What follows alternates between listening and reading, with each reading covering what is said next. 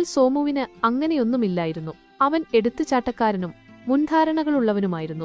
കാര്യങ്ങൾ ശരിക്ക് ശ്രദ്ധിക്കാതെ പെട്ടെന്ന് അഭിപ്രായങ്ങൾ പറയുകയും ചെയ്യുമായിരുന്നു അവന്റെ പതിവ്. ഒരു ദിവസം ഇരുവരും ഒരു പുഴയരികിലൂടെ നടക്കുകയായിരുന്നു. അപ്പോൾ സോമു ദൂരെ ഒരു മരത്തിൽ നിറയെ ചുവന്ന പൂക്കൾ കണ്ടു. അവൻ പെട്ടെന്ന് പറഞ്ഞു, "നോക്കൂ രാമു, ആ മരം നിറയെ ചുവന്ന പഴങ്ങളാണല്ലോ. നമുക്ക് പോയി കുറച്ച് പറിച്ചാലോ?" രാമു സൂക്ഷിച്ചു നോക്കിയ ശേഷം പറഞ്ഞു, "സോമു, അതത്ര പഴങ്ങളല്ല, അത് പൂക്കളാണ്. നിറയെ ചുവന്ന പൂക്കൾ വിരിഞ്ഞ ഒരു മരമാണത്."